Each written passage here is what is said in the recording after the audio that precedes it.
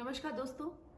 मैंने वादा किया था कि जब किसान आंदोलन का पूरा भांडा फूट जाएगा, जैसे शाहीन बाग का फूटा था, तो मैं आप लोगों से इस बारे में बात करूंगी, क्योंकि इन पिछले 10-12 दिनों में जिस तरह की emotional, mental lynching, online lynching मैंने फेस की है, रेप डेथ थ्रेट्स मैंने फेस किए हैं, तो ये मेरा हक बनता है कि मैं इस देश से कुछ सवाल करूं। अब जो प्रधानमंत्री जी ने किसी आशंका की कोई गुंजाइश ही नहीं छोड़ी है, तो ये बात तो जाहिर है कि ये पॉलिटिकली मोटिवेटेड था ये पूरा आंदोलन, और कहीं ना कहीं इसमें आतंकियों ने भी हिस्सा लेना शुरू कर दिया था। लेकिन मैं पंजाब में रही हूँ, मैं वहाँ बड़ी हुई हूँ, मैं स्कूलिंग मैंने वहाँ की है अपनी, और मैं जानती हूँ 99.9% जो पंजाब के लोग हैं वो खालिस्तान नहीं चाहते हैं, वो देश का टुकड़ा नहीं चाहते हैं। उनका पूरा देश है, अरुणाचल प्रदेश से, महाराष्ट्र से, दिल्ली से, हिमाचल, सब उनका है, तो उनको एक छोटा सा टुकड़ा नहीं चाहिए। वो देश प्रेमी है सब।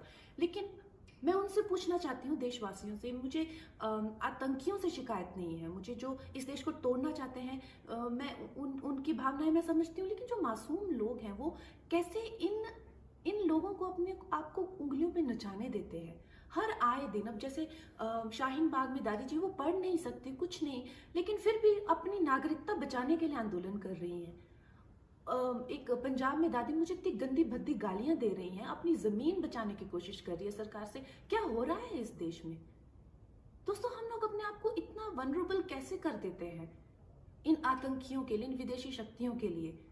मुझे आप लोगों से शिकायत है, और मुझे ये शिकायत है कि मुझे हर दिन अपनी इंटेंशन बतानी पड़ती है कि जब कोई देशभक्त इंसान को इतनी चीज़ें उनको क्लैरिफाई करनी पड़, पर ये लोग दिलजीत दोसांझ हो गए या प्रियंका चोपड़ा जैसे लोग हो गए, इनसे कोई इनकी इंटेंशन, ये किस तरह की नीति कर रहे हैं?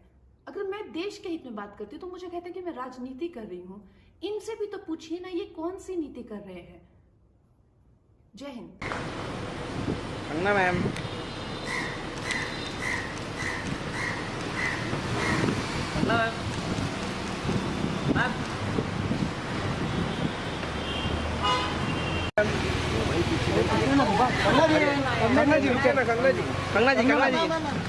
कंगना जी आप कंगना जी मैम एक मिनट मेरे तरफ ma'am ma'am very nice ma'am please ए भारत कौन